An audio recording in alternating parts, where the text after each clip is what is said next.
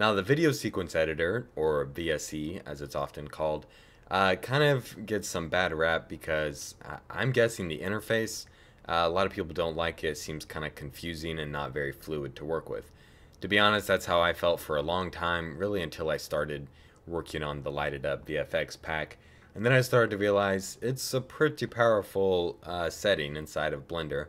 So let's give it an overview of some of the settings. Obviously, we don't need any of this, other than this is a great time to change the settings of the the render settings to match the clip settings. So for instance, most cameras nowadays shoot 1920 by 1080. Your footage may not be those dimensions, or if you want to downsize it, you might change it to 720 or something like that. I'm going to leave it on 1920 by 1080 because that's the size of my footage. I'll leave it at 50% for now. Later I might change that to 100 if I were to do a final render. And the frame rate. This is important. You want this to match the frame rate of the footage that you shot with your camera. Otherwise, if you have audio that goes with it, it might be a different speed and then it'll get off sync from your footage. And you'll notice that with longer clips. So you want to make sure that this just is at the frame rate your camera shoots. Most digital cameras or DSLRs shoot at 29.97. So you could change it to that, or you can convert your footage down to 24 frames per second, and Blender will use drop framing to do that, but you might get a little bit of distortion. So just a little warning there. You might get some distortion, and also like I said, the timing with the audio may be a little bit off. Now, the best thing I would highly recommend if you're shooting any short film and you want it to have a cinematic look, change the settings inside your camera to be 24 frames per second, and that matches the frame rate that we're used to seeing with Hollywood movies, and that'll just give a very subtle subconscious cinematic look. Okay, with all of that out of the way, you've changed your render settings to match your footage. Let's go up and go ahead into the video editing tab, and we select that. Our screen changes to a video sequence editor, which is fantastic and really quite impressive for this free, wonderful software we call Blender. So just a few little overview things. This icon right here is obviously going to adjust this window. So if I select this bad boy, you see we got a nice video display. It just matches whatever's up here. If I select the icon next to it, that's the timeline and the display. So now this is your video timeline, all the clips you would put right here, and another display up here if you wanted to have two. I don't know why you would want that, but I'm glad that we have the ability to arrange it however we'd like. You can also check use backdrop if you want the timeline to be displayed over top of your video right here. Everything, obviously, just like anything with Blender, it's super fluid and customizable, so you can change just the size of anything and move windows around. If you decide, hey, I want one giant display, then you can just change this top. This is the graph editor. I should have mentioned that. This is very useful, by the way, for audio editing and any sort of animations or titles you may be doing, or like crossfades and things like that. This will come in handy, the graph editor. But if you want to change it to, say, the video display, just select this icon right here, go to the video sequence editor, and select the display button. Now you have one giant display. Everything's kind of nice and tidy, and that's a great way to work. Great workspace right there. Now I'm going to leave it with the graph editor, so I'm going to split this triangle. I have another display over here. Select this back to the graph editor because I want to make sure that I have that in there. Now if you'll notice, there's not a built-in file browser, so most video editing softwares will have like an open section where you open your footage and you can kind of preview it. You kind of have to make your own. You don't necessarily have to have one. You can always just, inside the timeline, press Shift-A, add movie, and you'll get to a file browser that way. Or Shift-A, image or sound, you can search for those things like so. So all the normal shortcut key commands you might be used to using in Blender work inside the video sequence editor. For instance, zooming is still the middle mouse wheel.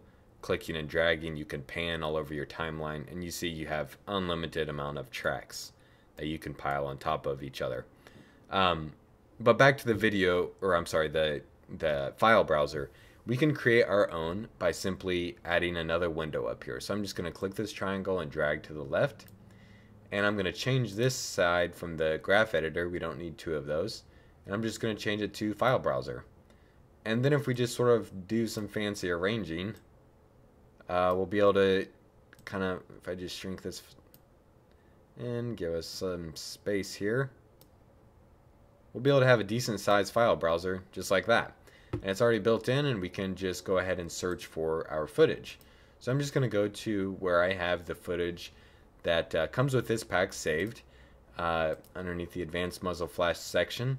And if we select this icon right here of the display mode thumbnails, you can see we have our footage all right there, nice and tidy. We can see the icons, and we can choose our different shots like so. So this is the footage I kind of have for editing purposes, to give you a chance to practice editing. Again, nothing super fancy. It's also the footage we'll use for the muzzle flash tutorials, to give you an idea, just something to work with when you want to create the muzzle flashes. Again, any of the footage that's included in this pack, the entire pack is designed so that you don't just duplicate what I've done, but you go out and shoot your own stuff, make it better than what I did. I just want to give you the tools and the knowledge to be able to create awesome visual effects. So don't go hating on my footage. Alright, so now that we have our file browser here, let's go ahead and just select a clip. And as you might guess, if I just drag onto the timeline, then our clip will be ingested onto our timeline, and it comes up on this display. It'll snap to wherever this green line is. So let me just delete that by pressing X. I'm just going to grab this green line to a random frame, just drag and drop. You can see it snaps there, like so. So, by the way, you can click the skip button, and it'll go to the beginning of the timeline.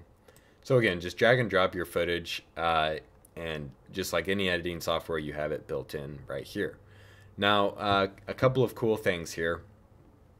We can add, like I said, an infinite amount of tracks just on top of each other, and you can cut in between each of these. Before I show you how to cut, let me explain these tracks. The turquoise one is your audio. So it's a little bit different than most traditional video editing software. Usually the audio is on the bottom. You can always move those around. I'm just going to hold down Shift and right click each of those tracks. And again, all the normal Blender key commands, if I press G to grab, I can just move this up. And then just right click to select the audio track and just grab it down. And Blender will tell you if it's off sync. So for instance, it has kind of a -3 there. It tells you move that 3 more frames, and then it's in sync with each other, which is great. There's not really any audio worth listening with this track, so I'm just go ahead and press X and delete the audio track entirely, and we'll just work with the video. Now, obviously you can see my video extends past the length of my timeline, so I could just drag out the end frames to match the timeline, like so. And now we'll just give it a play. You can play down here, or you can press Alt A, and that'll play the clip. Now this is similar to how sometimes in older versions of Final Cut you couldn't necessarily watch footage without rendering it, or sometimes I guess some video editing software the footage playback is slow the first time. I think this is kind of a downfall with Blender. It's sort of slower than it should be. But the nice thing is it tells you how slow it's playing. So up here, you can see it's playing around, clocking in around 15 frames per second. And remember, we want it to be up to 24 frames per second, so that's not great. But the nice thing is it's caching in all these frames the first time it's playing. So now it's going to jump back to the beginning, and now it's playing in a solid 24 frames per second, which is fantastic. That's the speed we want it. And really it just takes playing through once to cache in all those frames. So, that's great. And something I need to interject here. If for some reason after it caches in the frames it's not playing back at a very good speed, you'll want to come up here to your user preferences. So File, User Preferences, go underneath System and scroll to the bottom, and right here your sequencer clip editor. This is your memory cache limit. So if that's set to really low, 222, you're barely going to be able to play back anything before it starts cutting out. Now, I I have mine set to as high as it'll possibly go. And I recommend you do the same. There's no harm in doing that because, I mean, why wouldn't you want to be as fast as it could possibly be? So I just have it set to that. Anyway, you'll want to adjust that so that you have no problems playing back your footage once those frames are cached in. Okay, so here we have a clip. And I'm just going to show you how to do some simple edits. Again, I'm not going to edit together the cuts that we're going to make for the muzzle flash tutorials. We're going to kind of do that in a different way. I'm just showing you if you want to use Blender as a video editor software. I'm just trying to give you an idea of how to do that. So let's say we have this first few frames where we're scrubbing through, and this is my brother-in-law, our actor here. He's not really doing anything. He's getting ready to run. I say go, and he takes off running. So you want to, like I said, you want to cut on the action. So let's cut right here where he's sort of in mid-run. Now, cutting is very easy. It might be the blade tool in other video editing software, but Blender has a knife tool if you're used to working with that in modeling, and the knife tool works in the video sequence editor. All we have to do is select our clip by right-clicking somewhere in the middle, press K, and that makes a split wherever our green timeline marker is. So I split that clip right there. And then we can just select the excess that we don't want, press X, and erase strip, just like that. And now our clip will start right there where we wanted it to. So then it's just a matter of pressing G and snapping to the front of the timeline. And now you can see we have our clip starting mid-action. We've cut on the action. That way there's no awkward hesitation there at the beginning. Now let's say you decide, oh, I want to shave off just a few frames. Well, you could jump a couple frames, do another knife cut, or what I like to do, just press A to deselect everything, and then right-click specifically on this little arrow right here. And what that allows you to do is to trim the clip just a few frames without moving the entire clip, so you're actually trimming the physical clip. And then what you can do, right-click the clip, so the center of the clip, press G to grab over, and now you have shortened that video by a couple of frames. So it's just an easier way. If you want to say make an edit all the way to there, you could use the knife tool, or you could just right click that arrow, press G to grab, and boom, you've created basically the exact same thing as cutting. Just you skipping a step of having to delete the excess that you don't want.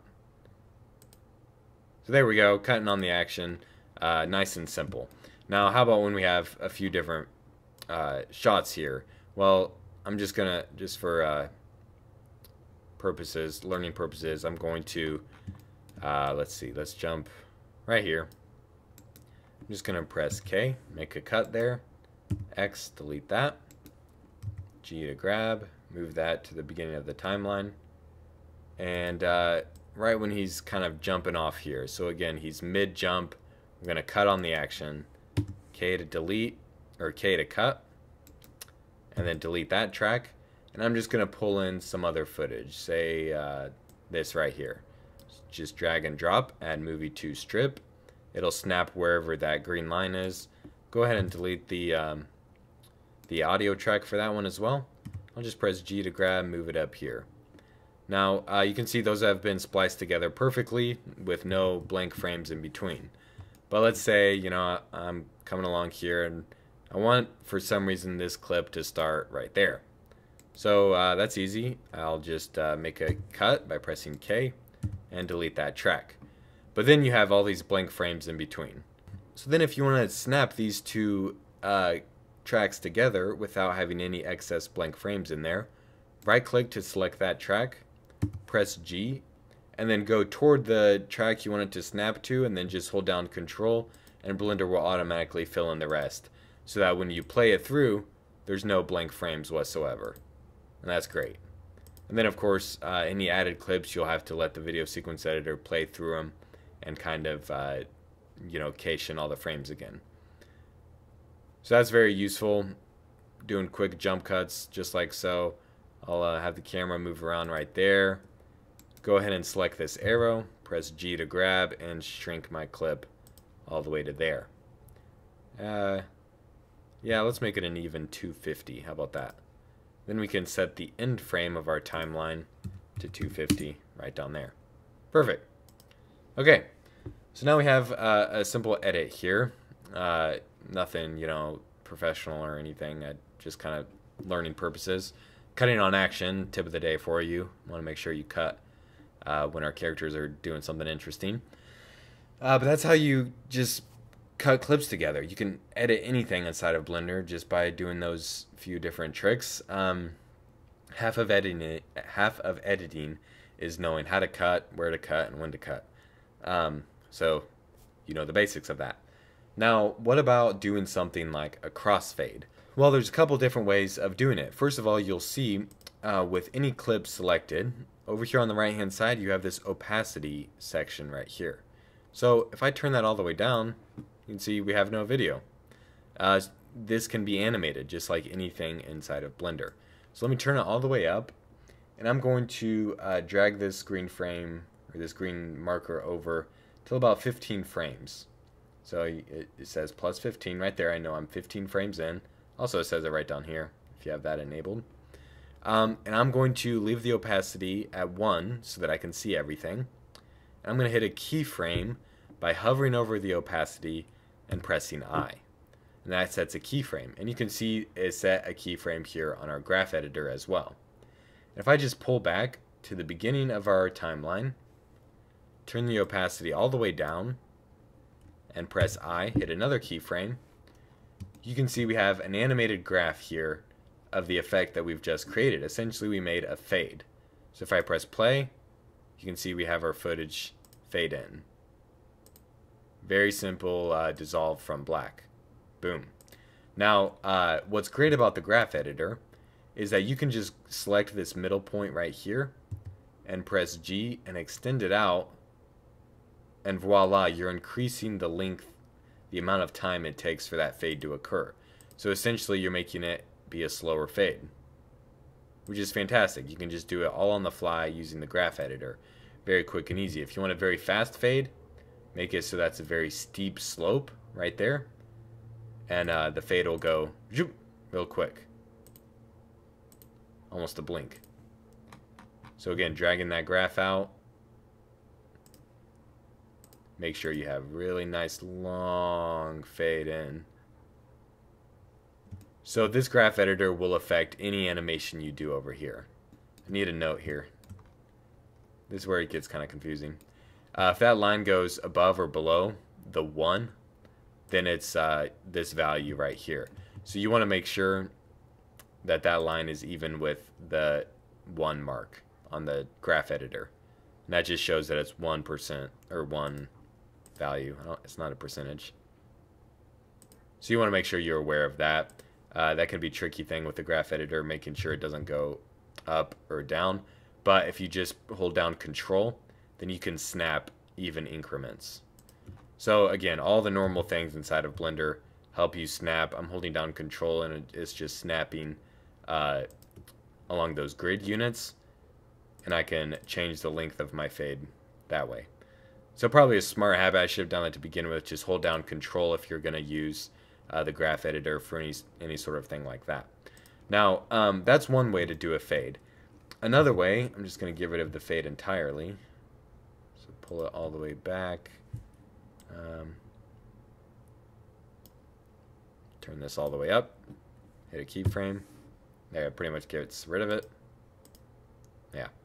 Alright, another way, if you wanted to, say, make it fade from black or fade from a different color, well, that's very easy to do. I'm just going to grab this arrow, move it over, and then I'll press Shift-A, add in Effect Strip, and Color, right here.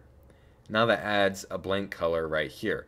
And if we select the color over on the right-hand side, you can see we can change it to whatever color we want. So if you want it to be dark blue or red, anytime you just need a color in there. Blender's figured that all out. Sometimes you just need a blank color for a background, and it has it there for you.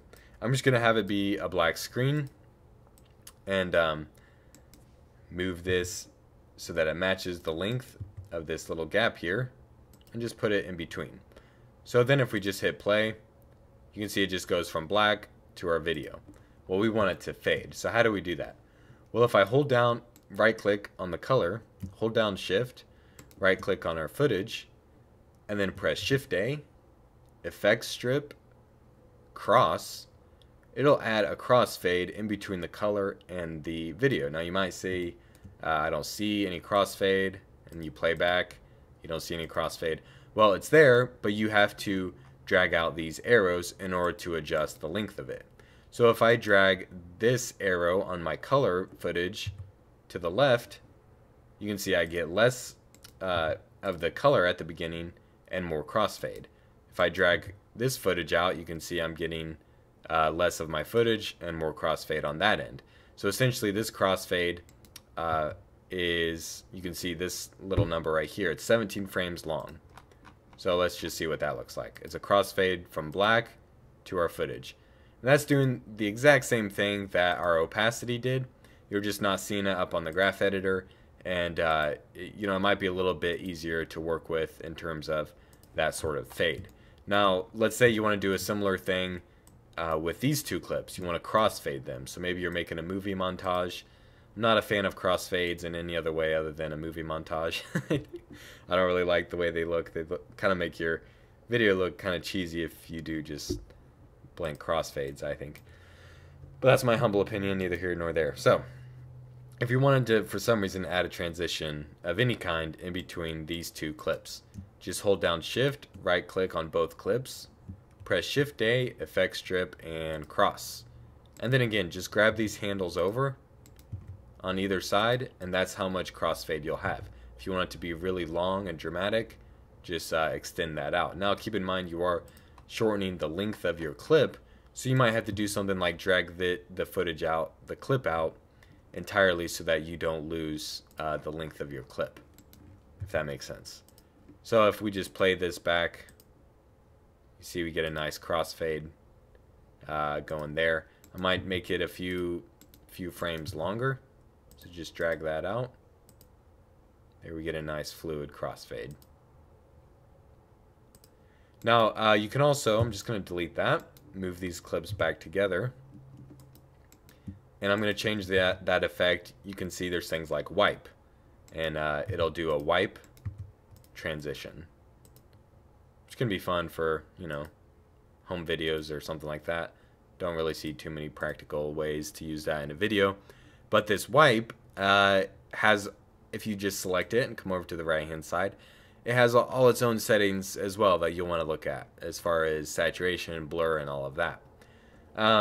So that's transitions. So we've talked over adding color, adding some cross transitions, the file browser, the graph editor, random other transition. What else? Gaussian blur. Yes, something I like to do.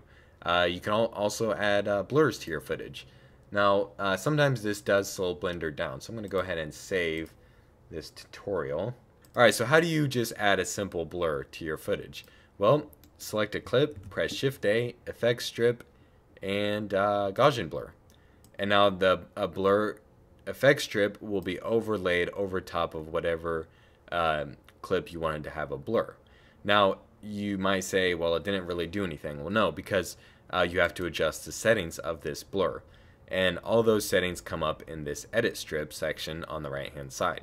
Now, if you want to name this, if you, let's say, just name it Power Blur, something awesome, you can see that changes right there, and it's just a nice way of organizing. You can name all your shots over here, which is great. So if you want to change how much blur, just adjust the X and the Y value right here. So if I go 10 for each of these, you can see now my footage is nicely blurred. So something I like to do a lot is have my footage start out blurry and then come into focus. So I might jump, you know, frame 1 of this clip and set a keyframe on the X and the Y, and then jump a few frames in, set the X and the Y to 0, and then set a keyframe I on each of those. And now if I were to play that back, we'll see it kind of pull focus, sort of fakes the idea of pulling focus. So my footage starts out blurry, and then it gradually comes into focus like so. So it's subtle, but sometimes it can really add that little effect of, run and gun cinematography of pulling focus while sort of on the fly. So I know this is not a great clip to illustrate that, because I was literally moving the camera around. You have all kinds of motion blur and all of that. But you can kind of get the idea how easy it is to animate little effects like that. I'm going to go ahead and delete that for now. So basically any effects or adjustments you do just by right-clicking the clip, pressing Shift-A, going to the effects layer, and choosing whatever effect you want. So if you want to adjust the scale or the rotation, select Effect Strip, Transform, and it'll transform whichever clips you have selected. So if I just select on my Transform node, come over here to the settings of that, you can see I can adjust the scale of my clip by adjusting the X and the Y size right here. So I can go 1.5, 1.5, and you can see that zooms in a bit. And we can also do things like adjust the rotation of the entire clip. And like I said, this is animated. So if you want to add if you want to have your camera on a tripod and you want to add some movement, you could press I, move this layer, rotate it a bit, press I again. You can see over here in the graph editor you have an easy way to just adjust that animation based off of, however you want it. So it'll kind of gradually rotate based off of this curve right here. And it's subtle, but I don't really know what else you would use it for, but it's there if you want to play around with it and adjust the rotation, the size, the scale. And that brings me to kind of the last thing that I want to show you how to do in this, and that is coloring. So if I just select a clip here, we can actually edit the color of these individually. And the way you do that is just by coming over here on this panel, and you can, first of all, underneath colors, you can increase the saturation right off the bat really easily, or desaturate it however you'd like. I'm going to leave that at 1. Or there's plenty of linear modifiers that you can add. So to do that, just check Use Linear Modifiers. And this is really cool. If you click Add Strip Modifier, you can choose between color balance, curves, hue correct, brightness, contrast, and mask. These are most settings that we normally do inside the compositor, but we're able to do right inside the video sequence editor. So if I just drop in a curves node here, then I can adjust the curves of my video right on the fly and see it updated right up here. So I can play around with the lights and the contrast of everything with this curves section right here. This is, I can't really stress how cool this is. It's very powerful. It's just like any video editing software where you want this sort of thing right there at your fingertips, being able to adjust on the fly like this. And you can of course apply this to individual clips so that you color correct your scene based off of the individual shots, rather than inside the compositor. If you were to composite and color correct the whole thing, it would apply over your entire sequence, where this is shot by shot, way more how video editing and color correction should be done. Now you can also add modifiers upon modifiers. So if I like where the curves are, I can add a hue correct and just come down here and adjust the hue of each of these. So we have lots of control over things like the color and the brightness and all of that. So if you say, hey, I want to add color balance, you have a whole color balance section where you have your gamma, your gain, and your lift. So you can do things like play around with all of the colors inside of here. This is just so incredibly useful and really easy to work with. Just taking, finding out your gain. So that's going to kind of be your highlights. I like to boost my highlights usually, and provide, maybe that greenish bluish tint to our footage. You can do it all right here inside the video sequence editor just by adding these linear modifiers, which is just fantastic. Brightness, contrast, that's another big one. If you want to just increase the contrast of a clip, I like to hold down Shift and drag, and then you got your contrast. Hold down Shift and drag, turn down my brightness. Obviously that's a pretty vivid contrast there. So maybe you say, yeah, that doesn't look that good. I want to turn down the saturation to make it easier on the eyes. And there you go. You have kind of like a a Daydream Warzone sequence or something that we've color corrected in a matter of seconds. And I know it doesn't look that great. But actually, it's not that bad. It's kind of cool. Kind of has that nice Warzone effect going on. The important thing is, hopefully I've been able to show that it's really powerful, the video sequence editor. It's a lot more fluid than people, I think, realize, and it's a great way to edit your videos together and start cutting some footage. So there we have everything kind of playing back really slowly, trying to catch up. But yeah, I would just really encourage you guys to play around with it, see what you can do, see what you can come up with, and edit some awesome video together inside the video sequence editor. Now, I do want to point out here, if we want to add some video, this wipe kind of did a weird thing. I'm not sure what went on there. I'm just going to delete. Just because I'm want it to end right there. How about that? Okay. Since we have this clip that's cached in, I need to talk about audio. If we want to add sound effects or music, just go Shift-A, add sound, or search for it in your browser. So I'm just going to search for the music that comes with this pack, which is music by composer Zachary Horner. It's fantastic, wonderful composer. So you get these 3 tracks that you can use free of charge. And yeah, just drop that in. And same way, if you want to make cuts, you can cut it however you'd like. If you want to just cut it there, drag that clip over, snap it to, and you're good to go. Now, one thing that's cool about the audio, if you zoom in here, you can't really see anywhere where the audio starts or stops. So you're just going to have to press Alt-A, play it back, and you'll be able to hear the music. But if you want to actually see it, like I do, over here in the settings of the clip, just click Draw Waveform, and Blender will actually draw the waveform of the audio, which is awesome. And if you give your timeline some room here, you can kind of see it in greater detail, which is fantastic. So you can see that that first chord starts right about there. So let's say I wanted to the music to start with that chord. So I'm just going to select this arrow here, press G to grab, and shorten my clip. And now I'll move the audio so that it lines up with when my crossfade ends. And we'll see how that looks. The music should come in right when my shot is finished with the crossfade. That was a little off. Let's make this crossfade less abrupt. There we go. Yeah. I like that.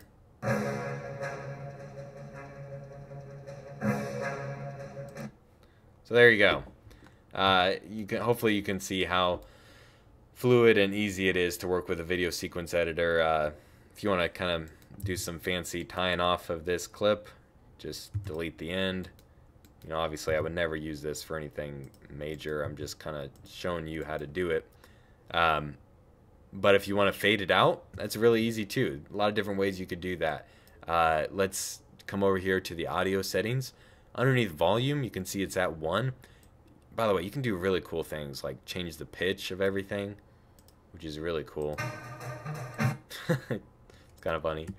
I'm going to leave it at 1.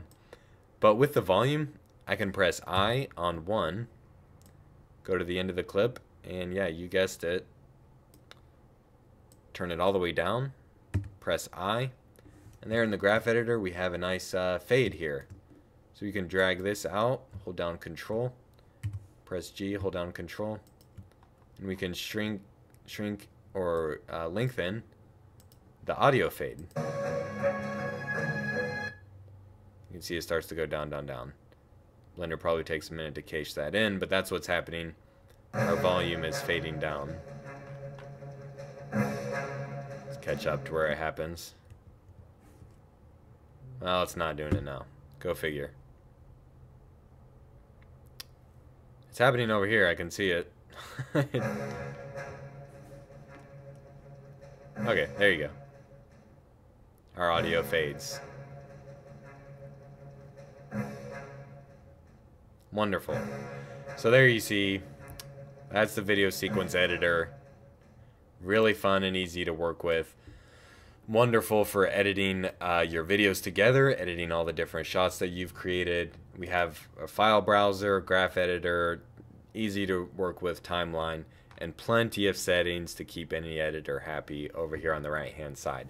It's just a matter of knowing what each thing does and using it properly and experimenting. You'll never really actually be good at it until you do it. So that'd be my recommendation. Go out and shoot something awesome and then edit it inside the video sequence editor and see how you like it and just get a solid workflow down.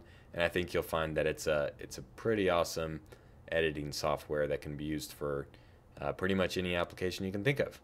So that's the video sequence editor.